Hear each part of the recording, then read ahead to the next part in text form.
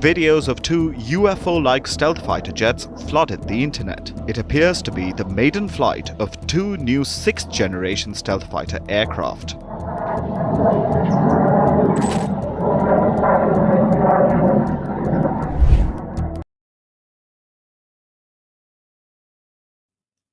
Hello and welcome to another episode of Silk and Steel Podcast.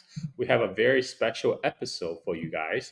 We have returning guest TP Huang, who is a tech expert on anything Chinese tech. The last time when I had TP on the show, which is about 2 months ago, he says there's going to be a big surprise coming in a couple months. And at that time, he said maybe expecting some time around January, but I think that big surprise has already dropped. So, welcome back to the show, TP, and let's talk about the surprises that you mentioned. Yeah, so hey, Carl, I'm glad to be back and glad to be talking about anything Chinese tech. But this goes back to my area of knowledge, which is the Chinese military side of things. And I think for the past year, the entire Chinese military following community has been waiting for what people now refer to as the 6th generation project. Basically, when it comes to the military aviation, we have different generations of what we call the fighter jets, and examples of that would most recently would be the J-20 and the F-35 and F-22s, and in the in the scheme of things, now, the commonly referred to fighter jet generations are J-20 is considered to be a 5th-generation aircraft. J-10 is considered to be a 4th-generation aircraft. So, what the big deal happened recently is that they just flew the 6th-generation aircraft for the first time. So that's a new generation after J-20 and J-35. And the significance of this is that America hasn't even picked the winning program, the company that's going to lead them on this project yet. Stop you for 1 second because I want to break it down into basics for my audience. Now, what I see a lot of people are calling this new aircraft a 6th generation uh, military aircraft. Now, what does it make it 6th generation? So that's a good question because in the past, it's always been, the Americans and the Russians that decided when things are changing generations. One of the big things from 4th to 5th generation is the addition of stealth and situation awareness. People mentioned some other stuff, but F-35 didn't have all of them. But the biggest differentiator between the 4th and 5th generation is that the aircraft themselves have become a lot harder to see.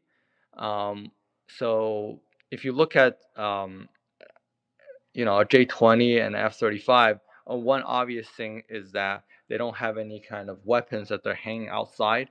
Everything is stored inside. The aircraft themselves is shaped in a way where the radars can't get any kind of 90-degree angle reflections on them, and there's not like any kind of protruding parts that could deflect back radars. So you think about it from like your another aircraft point of view, it's shooting out you know radar and forms to the targeting aircraft, and basically it's trying to get readings on the location of the other aircraft through any kind of returning anything that bounces back. So what the 5th generation is trying to do is trying to achieve stealth by making it really hard for stuff to bounce back and get received uh, by the originating radar. And the 6th generation, to the best of our knowledge, there hasn't been any yet. There hasn't been any like fully set definitions because, frankly, the Americans haven't developed it yet. So they haven't started the marketing process of defining what 6th generation is. So for both the Chinese and Americans, they're trying to like define what the next generation aircraft looks like, and based on what we can see from the Chinese side of things, there's some obvious changes here. One is that you have what is called all aspect stealth, which means like it's stealthy at a much higher degree from every angle. So if you look at the J36, which is there's been actually two projects. There's one from Chengdu and there's one from Shenyang. So Chengdu is the maker of the J20 project, and Shenyang is the maker of J35. So they both have a next generation aircraft. The most easily viewable thing is that none of them have tails, and that is a big deal because it's really much harder to control an aircraft when you don't have a tail to do it. So, but one thing about having what we call a flywing design, which is you have the wing and have no tails and everything looks like a triangle, is that it is just much harder for the radars to detect them. There's just from every angle, it's really hard to see see that aircraft. So we're dealing with an aircraft that's hard to see by any kind of radar from any angle. So the stealth is at a different level. Yeah. I'm gonna stop you right there. I mean, from many copians in the comments about this sixth generation aircraft, many are saying, "Oh, but the tailless design, America came up with that like decades ago. China is just catching up. 40 years later." What do you say to that? Yeah, so America is kind of special in this aspect that it came up with the B2 project many years ago, and it was like you know B2 was a special aircraft, and B21 is like kind of like an evolution of that, right? So uh, when people say that America came with like operational flying in service flying aircraft, that is true, and there's no question that America is capable of designing such an aircraft, but uh, the bombers themselves aren't expected to be as maneuverable. They're not expected to go supersonic speed. They're not expected to turn with a certain way as much as a fighter jet. And a fighter jet is basically just has much higher flight requirements than a bomber, whose goal is to basically cruise at subsonic speed for a really far distance or drop their bombs and then fly back. You know, the fighter is actually expected to go and shoot down other aircraft over there. So it has like much. There's a lot of technical hurdles involved in designing a tailless fighter jet that can also cruise at supersonic speed and also drop bombs. So that's also part of the sixth gen design is that you can really cruise at very high supersonic speed. Well, some of the comments I saw, they were actually speculating it's not a sixth generation aircraft, rather it's a new bomber that China has developed, or a fighter bomber. The reason for the guess is it's quite the airframe is quite large. It's because the new aircraft flew with escort of J-20, and it was much bigger than J-20. And J-20 itself is a pretty large. It's a heavy fighter. It's a pretty large aircraft, and so the guess is maybe this big thing was supposed to be like a bomb truck. What do you say Yeah, so I about that? think like there's a lot of copium going on the interwebs at the moment, and even from the people that are supposedly military experts. So I think there's if you actually look at some of the proposals that came out on the American sixth generation project, they call it the NGAD, which stands for Next Generation Air Dominance Design. And I posted some like on Twitter account, but basically their vision of what NGAD looked like uh, is basically looking very much like what some people consider to be like a, a strike aircraft or a bomber or fighter bomber before, and this is something that even pointed out by Tyler Rogaway of Warzone, where he says basically the J36 is what he envisioned NGAT to be like. And the reason why people think that it looks like a bomber is just because it's so huge and can hold a lot of weapons. And the I think a lot of people when they look at J36, uh, they envision that this thing is more of a fighter bomber because they haven't really spent as much time looking into where the air combat is moving toward. And where the air combat moving towards what we call MUMT, which stands for manned unmanned teaming, which means the sixth generation aircraft themselves are not only expected to operate by themselves, but they're more likely expected to operate with a lot of drones, what they call what Americans call CCAs, which is collaborative combat aircraft. So you have the central node, which is the manned fighter jet, in this case J-36. So it acts as like a main node, and then it has a bunch of like drone aircraft, and the drone aircraft are basically cheaper. They are less capable, but you can send them further in front of your manned aircraft, so that you basically have a network of aircraft controlled by the central aircraft with a pilot. And the goal of this entire system, you have to think about things in system, is to work together as one unit to attack the enemy system. So because of this, the manned portion of it doesn't have to be as maneuverable. It doesn't have to do anything what we call is dogfighting traditionally. So dogfighting is something that happens when you're much closer to the enemy aircraft, where you guys have to make really fast sustained turns at lower speed, um, which allows you to use shorter range weapons to hit the other side.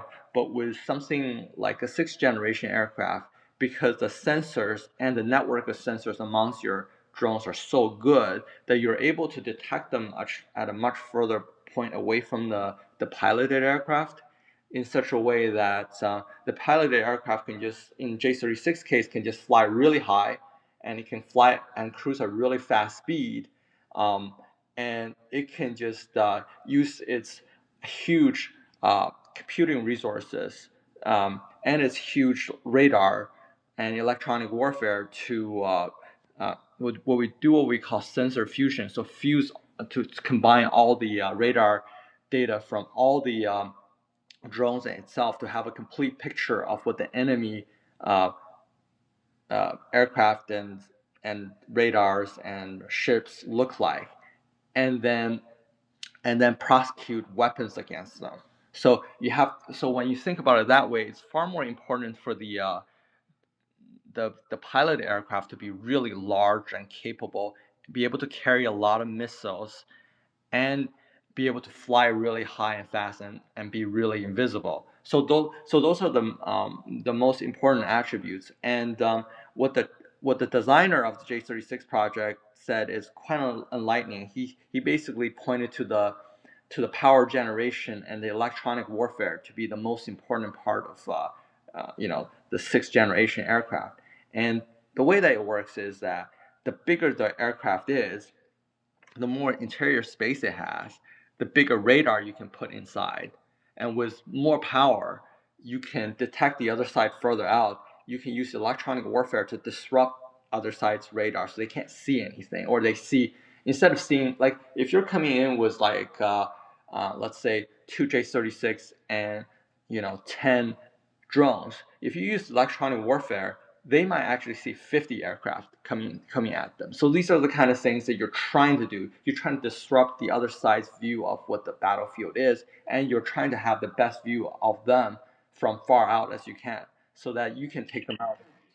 TP. All I'm hearing is I'm envisioning Tom Cruise coming in with his F-18, and it's gonna get close and win the dogfight against the sixth generation aircraft. I mean, it sounds like this aircraft is not designed for dogfight. So this makes the Maverick, Top Gun Maverick, totally believable. No. Yeah, I didn't watch that movie, but I think the people that have watched too much of those movies, and all those old time pilots that flew F-16 and F-15 who are still hoping for like dogfighting, they're gonna be in for a rough awakening when they have to face something like this, because the the aircraft like from those days just stand no chance against the aircraft that they can't see on their radar. and that can fly a lot faster than them and fly a lot higher from them. So the thing is, like, most of the radars, they see better when they're looking down in the look down mode rather than look up mode. And this thing's going to be able to fly above 60,000 feet, and it's going to be able to cruise at like well over probably Mach 1.5, and you can do this very efficiently. So it's going to be able to see other aircraft from much further out, and it's if it really needs to dogfight, that can be done by like one of the drones in the future. Like, the problem with humans when it comes to fighting is, our body's brittle. Like, we can only turn at like at most 9G in the air, and even when we get to 9G, it's really, we can't do it sustained because our body starts feeling woozy and things like that. You don't have the same limitations when it comes to missiles, and definitely not with drones, because there's no human bodies to worry about. So theoretically speaking, the drones in the future, when they get really good with AI, they should be able to turn faster and be able to do maneuvers that piloted aircraft are not capable of. So all this idea that you need to make your piloted aircraft to be super maneuverable from subsonic speed is just nonsense.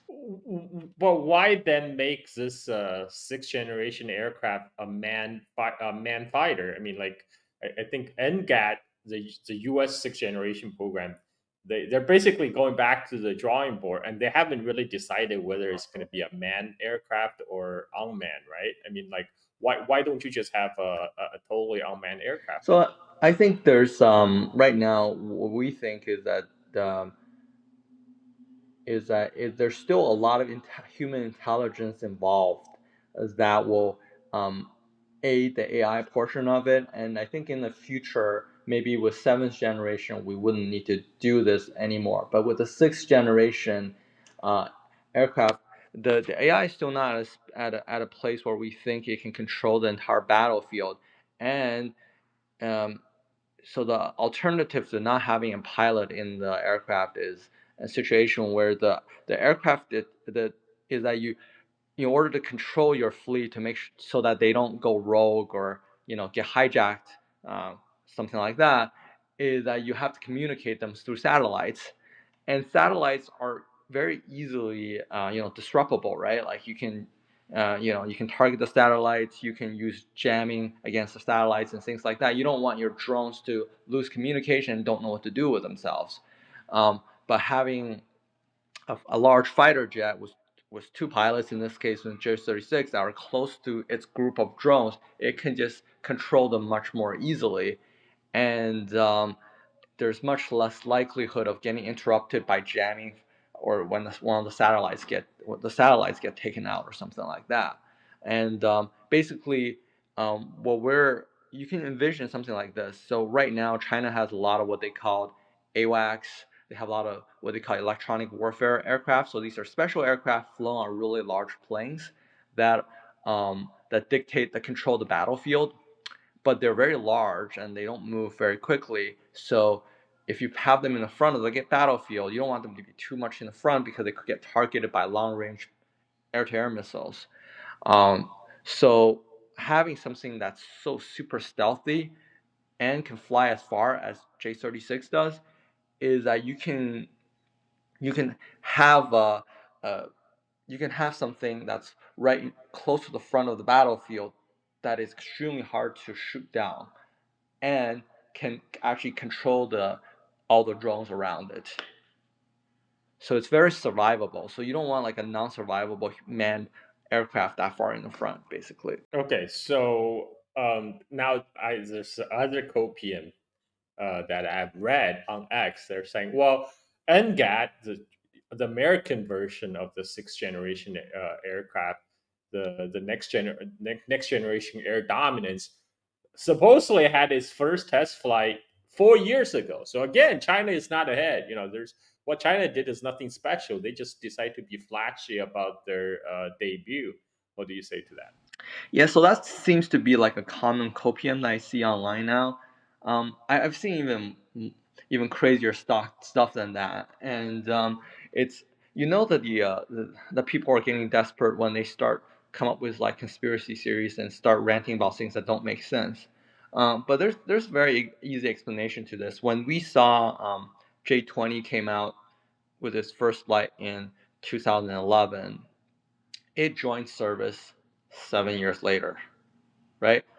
And at the time, it was the first unit came out had a serial number of 2001, indicating that it's like a demonstrator. And then like maybe 3 years after that, a new the first prototype, real prototype, came out, and it's 2011, the serial number was. This was in 2014. So um, the most recent J36 that first flew had a serial number 36011, which told a lot of us that the one that we saw that that they released is actually closer to like a real prototype in form, rather than a demonstrator, which is what the Americans flown. So what if you think about it, like what typically happens in the American program is first they have these what we call the X or YF planes, which are basically demonstrators by the major defense contractors like Lockheed or Boeing and Grumman and people like that. And then once they have these conceptual aircraft flown, then basically the military in this case, has to decide on the winning program to actually build the aircraft. So in the case of F-35 and project, basically what happened in that case is you had a competition, and there was X-32 and X-35 program, and eventually Lockheed's X-35 design won against Boeing's X-32 design in 2001.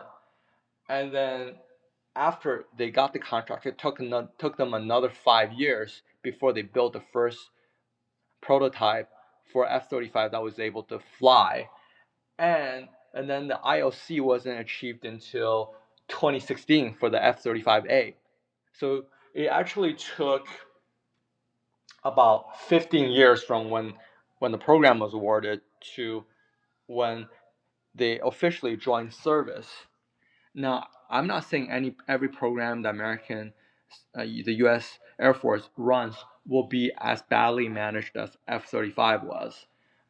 So I think that was an exceptionally long, development cycle. But it's quite clear from the Chinese history with J-10 and J-20. Once the first aircraft flies officially, that's a prototype, it's going to join service in about 7 years, right? So this thing will be in service by 2031, 2032 range, and that's what most of the Chinese experts are saying also. Whereas the American program right now, they're still on the X-plane side of things. Like they haven't even decided on who's going to build this aircraft yet. And once they decide on this thing, it's going to take a couple more years for the first aircraft to come out, and it's going to take another like anything from 7 to 10 years for the aircraft to actually join service after that. So I wrote up a Substack entry on this recently. It's like even my optimal case for the U.S. Air Force when it comes to the next generation air dominance fighter is basically resubmitting the design to have something that's like competitive or better than the J-36 in terms of size, and then have the aircraft join, you know, first flying in 3 or 4 years after that, and then 7 years of test flying. So I don't anticipate that aircraft to join service, achieve IOC until sometime between 2035 and 2040, and so the Chinese sixth generation aircraft is going to join service at least like 4 years before the American one, could be as many as 10 years, and so